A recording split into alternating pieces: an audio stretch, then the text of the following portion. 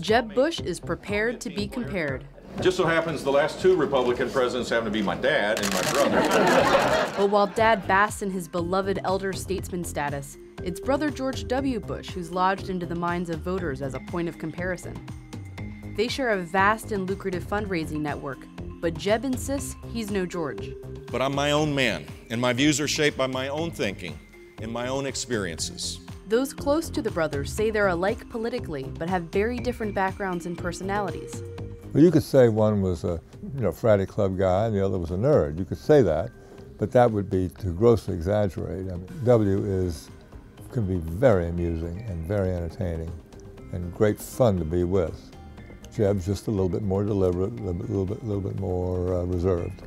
But it seems inevitable that his brother's legacy will follow Jeb around.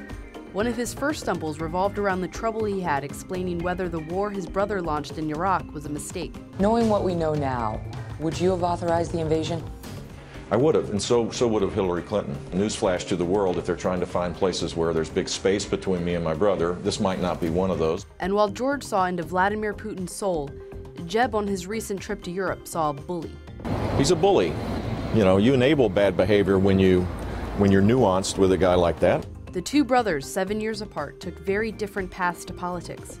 George followed his father's footsteps, played baseball at Yale, flew jets, worked in the oil industry. He even ran for Congress. Jeb veered, attending the University of Texas and playing tennis. He also moved with his wife to Venezuela, where he headed the Caracas branch of the Texas Commerce Bank. In 1980, he moved to Miami to work on his father's presidential campaign. In Florida, he used his fluency in Spanish and political contacts to make big money in the real estate market. In 1994, after working as various political advisors, both brothers made a run for governor. George, expected to lose in Texas, won. Jeb, favored to win in Florida, lost. People didn't expect him to lose. W did a great job as governor, and he was teed up for the presidency. He didn't whine about it, and he didn't complain. An emotional George H.W. spoke in 2006 about how much the 1994 loss hurt his son. The true measure of a man is how you handle victory and also defeat.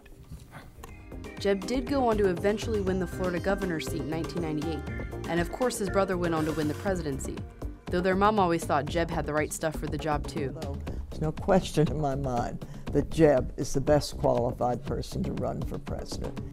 So now, 10 years after leaving the governor's mansion and 8 years after the end of his brother's two-term presidency, Jeb has all but declared that he sees 2016 as his time to be his own man, if the public will let him, of course.